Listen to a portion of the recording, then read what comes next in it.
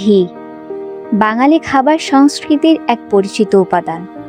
দৈনন্দিন রান্না থেকে শুরু করে বিশেষ খাবার, সবখানে এর উপস্থিতি খাবারে আনে আলাদা স্বাদ, ঘ্রাণ, গভীরতা আর সমৃদ্ধি। তবে কখনো কি ভেবে দেখেছেন এই স্বাদ আর সমৃদ্ধির শুরুটা কোথা থেকে? Assalamu alaikum everyone, this is Tasmia Rashid. On behalf of our team, I warmly welcome you all to our documentary presentation. In Bangladesh, milk collected from farms goes through several stages before being transformed into pure ghee. Companies like Aki's Dairy play an important role in this process, ensuring quality production and delivering ghee to consumers across the country. Today, we are going to explore the journey step by step. From the dairy farms where it begins to the processing stages and finally to the ghee that reaches our homes. Let's begin the journey.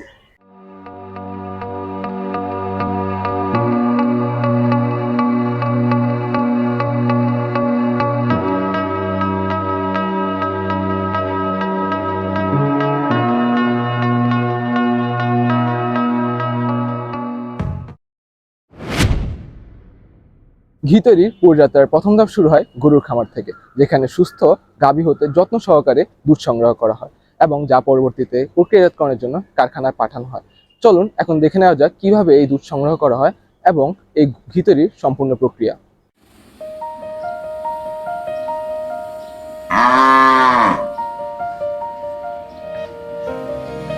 Every journey of milk begins here, at the dairy farm. Healthy and well-cared cows are the primary source of quality milk. The environment, food, and care they receive directly impact the quality of milk produced. Farmers take great care of their cows every day. They provide nutritious food such as grass, grains, and supplements to ensure proper health. Regular monitoring and proper care are essential in dairy farming. Healthy cows produce better quality milk. Milk is collected carefully, usually twice a day, morning and evening. After collection, the milk is filtered and transferred into larger containers for temporary storage. On the farm stage, milk is stored only for a short period of time. Due to the lack of proper cooling system in many rural villages, the milk must be stored within a short period to avoid spoilage. Once the milk is collected and stored, the milk is ready to be transferred to the next stage of the journey.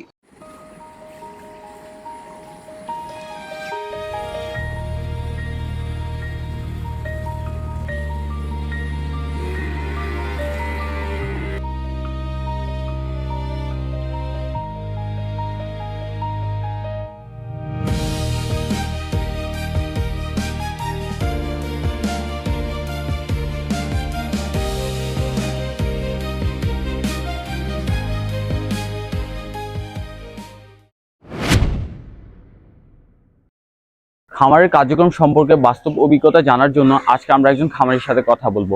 এই সাক্ষাৎকারের মাধ্যমে আমরা দুধ সংগ্রহের দৈনন্দিন প্রক্রিয়া, মান নিয়ন্ত্রণের পদ্ধতি এবং খামার পরিচালনায় চ্যালেঞ্জ সমূহ সম্পর্কে জানতে পারবো। তাহলে চলুন ইন্টারভিউটি দেখে নেওয়া যাক। কেমন আলাইকুম সালাম, ভালো আছি, ভালো আছেন? আলহামদুলিল্লাহ ভালো আছি। আচ্ছা, আপনার প্রতি আমার প্রথম প্রশ্ন হচ্ছে যে আপনাদের যে এই ফার্মে, হ্যাঁ, আপনাদের প্রতিদিন কেমন পরিমাণ দুধ উৎপাদন হয় বা বিক্রি হয়? আমাদের বর্তমানে 400 কেজি উৎপাদন আছে, 400 কেজি বিক্রি আছে। প্রতিদিন 400 কেজি উৎপাদন বিক্রি হয়? জি, 400 কেজি বিক্রি হয়। আচ্ছা, আপনাদের যে দুধগুলো বিক্রি করেন ওগুলোর দাম কেমন থাকে? পাইকারি যেটা মিষ্টির দোকানে দিই 75 টাকা, আর খুচরা 100 টাকা। আচ্ছা, আপনারা তাহলে মানে জনগণের বিক্রি করার বাকিও মিষ্টির দোকানে দেন নাকি? জি, জনগণের দেওয়ার পরে মিষ্টির দোকানে বাদ বাকিটা দেই। আরেকটা প্রশ্ন ছিল, আচ্ছা আপনারা যে বিক্রি করেন যে বিভিন্ন, তাহলে মাঝখানে বিভিন্ন পাইকার থাকে নাকি নাকি আপনারাই সব কাজ করেন? না, পাইকার থাকে কিছু 80 টাকা কেজি পুষিয়ে দিই, আর মিষ্টি দোকানে আমরা নিজেরাই পুষিয়ে দিই। আচ্ছা, তাহলে মিষ্টির দোকানে আপনারা 100 টাকা করে দেন আর পাইকার থাকলে 80 টাকা করে দেন নাকি? না, মিষ্টির দোকানে 75, পাইকারিটা 80। আচ্ছা, আর খুচরা যেটা কাস্টমার ওইটা হলো 100 টাকা। আচ্ছা আচ্ছা, বুঝতে পারছি। আমার আসল প্রশ্ন হচ্ছে যে ধরেন আপনারা যে উৎপাদন করতেছেন, বিক্রি করতেছেন, তারপরে মাঝখানে হচ্ছে যে পাইকার আসতেছে, মানে সব মিলিয়ে হচ্ছে টুকটাক সমস্যা তো থাকে। এই যে কিছু সমস্যা যদি থাকে সেগুলো যদি বলতেন, আর এগুলো কিভাবে সমাধান করা যায় সেটা যদি আপনার কোনো মতামত থেকে থাকে। কিছু সমস্যা আছে, পাইকারি দুধগুলা পৌঁছে দেয় তো ওগুলা কিছু বাকি থাকে, ও চাপ সৃষ্টি করে দেয় আছে সপ্তাহে 15 দিনের মাথায় টাকা দেয়। আবার কিছু বাকি থাকে মার্কেটে, দেয় আছে 20,000 হইলো 10,000 দিছে, 10,000 থেকেই যায়। এইভাবে একটু থাকে। মিষ্টি দোকানে আছে একটা বিলে 1 লাখ, ধরেন 100 কেজি দুধেরটা বাকি থাকে, 100 কেজিটা দিয়ে দেয়। আচ্ছা আচ্ছা, তাহলে এই মধ্যস্থতার মধ্যে একটা সমস্যা হচ্ছে। একটু সমস্যা হচ্ছে আর কি, এটা তো থাকবেই, ব্যবসার ক্ষেত্রে এগুলো থাকতেই হয়। আচ্ছা আচ্ছা, ধন্যবাদ। ঠিক আছে, আসসালামু আলাইকুম। ফার্ম থেকে খাঁটি দুধ সংগ্রহের ধাপ তো আমরা দেখলাম, কিন্তু এই কাঁচা দুধ কিভাবে একটি প্রিমিয়াম কোয়ালিটির ঘিতে রূপান্তরিত হয় তা দেখতে আজ আমরা এসেছি আকিজের ডেইরি প্ল্যান্টে। তাহলে চলুন ভেতর থেকে ঘুরে আসি এবং দেখে নিই ঘি তৈরির এই আধুনিক পদ্ধতিগুলো।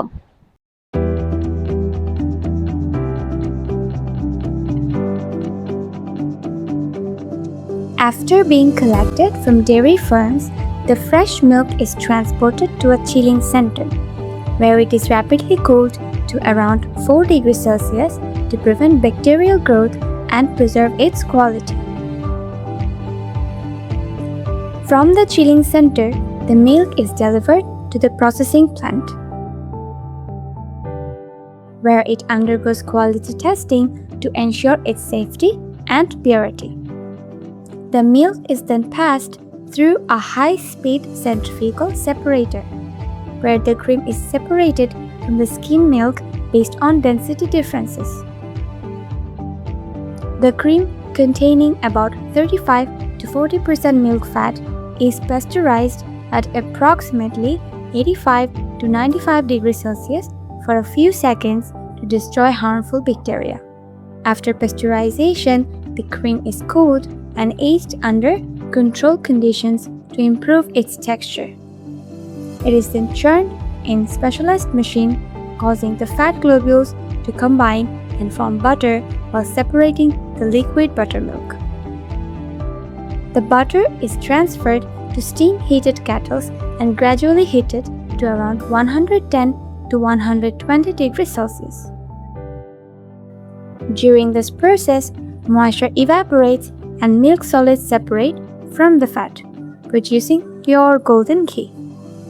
Then the ghee is filtered to remove impurities and transferred to storage tanks to be cooled at around 20 to 25 degrees Celsius.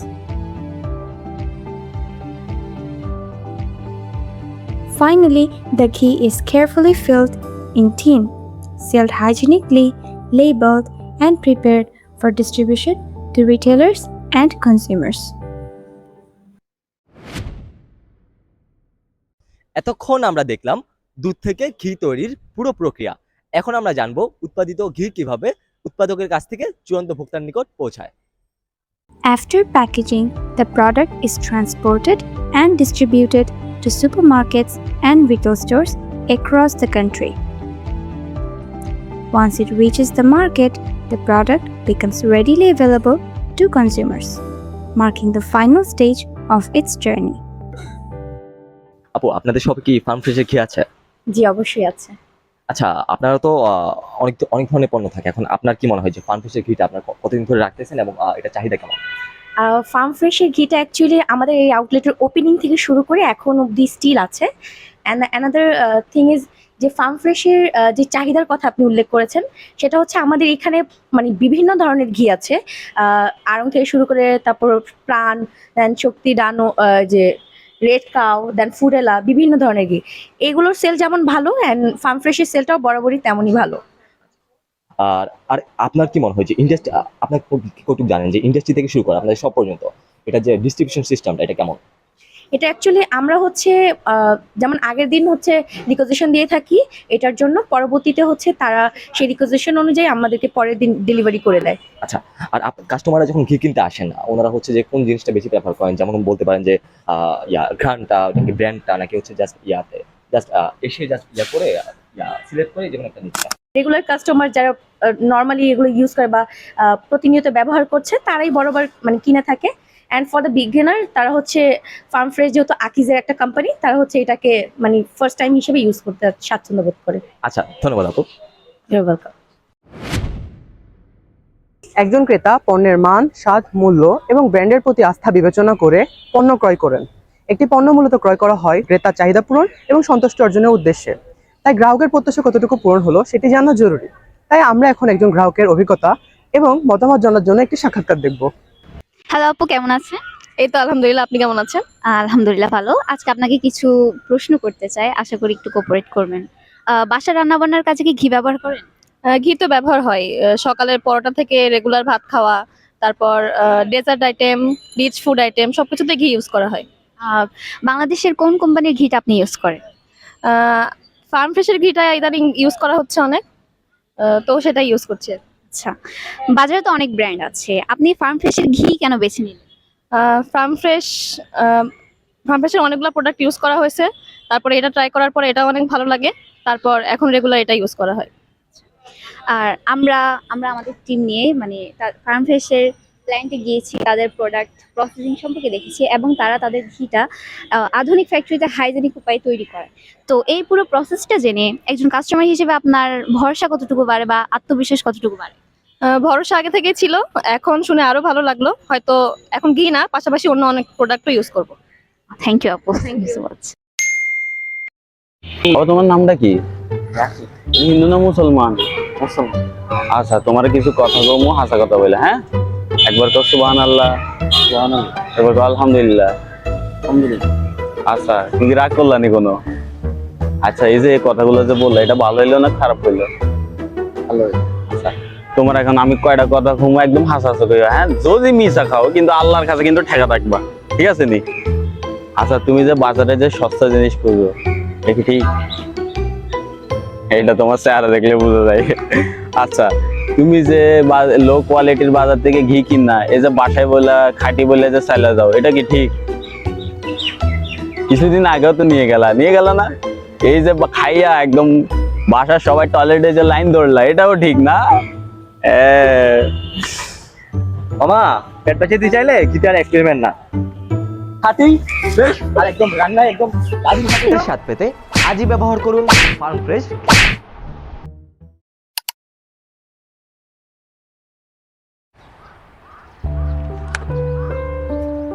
আমি যাচ্ছি মা, ভালো করে থেকো, ঠিক আছে? ঠিক আছে আম্মু।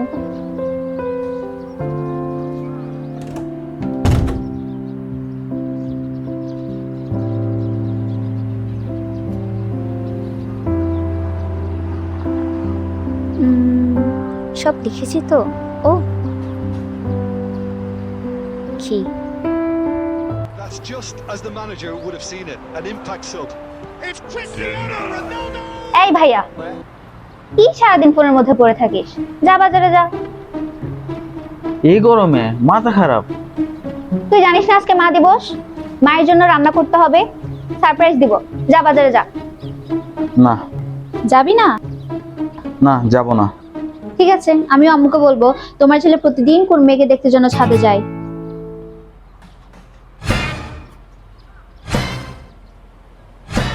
দেখি দে কি কি আনা লাগবে। ভাইয়া, আরে আবার কি? ঘি কিন্তু ফার্ম ফ্রেশেরই আনবি। আচ্ছা ঠিক আছে।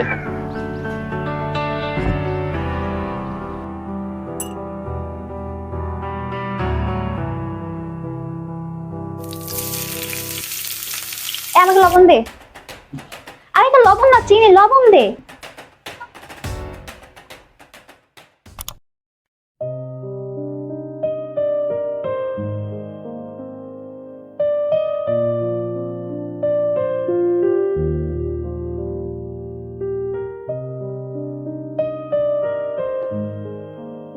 আরফিন, জান্নাত, এই বাচ্চাগুলো যে কোথায় যায়? বড় হয়ে গেছে, এখনো মায়ের পরোয়াই করে না। যাই, রান্নাটা বসিয়ে দিয়ে আসি। বিরিয়ানি সারপ্রাইজ আম্মু। হ্যাপি মাদার্স ডে মা, এটা তোমার জন্য। সবসময় তো তুমি আমাদের জন্য রান্না করো। আজকে তোমার পছন্দের বিরিয়ানি রান্না করেছি, টেস্ট করে দেখে বলো তো কেমন হয়েছে। তবে বড় হয়ে গেল আমার ছেলে মেয়েগুলো। সব ভালোবাসাই শুধু মায়ের জন্যই। বাবা তুমি এসেছো, দেখো আজকে আমি বিরিয়ানি রান্না করেছি, চল আমরা একসাথে খাই। প্রতিদিন যে ভালোবাসা আমাদের আগলে রাখে, আজ সেই ভালোবাসার মুখে হাসি ফোটানোর দিন। তাই মা দিবসে হয়ে যাক মায়ের জন্য স্পেশাল কিছু। ফার্ম ফ্রেশ ঘি, প্রতিটি রান্নায় মায়ের Mamata. This documentary represents the outcome of our fieldwork, market research, and collective effort to understand the dairy value chain and ghee production in Bangladesh.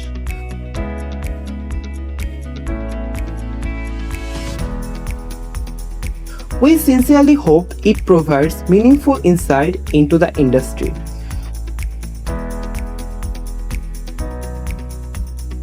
With gratitude, we present this work to you. Thank you for watching.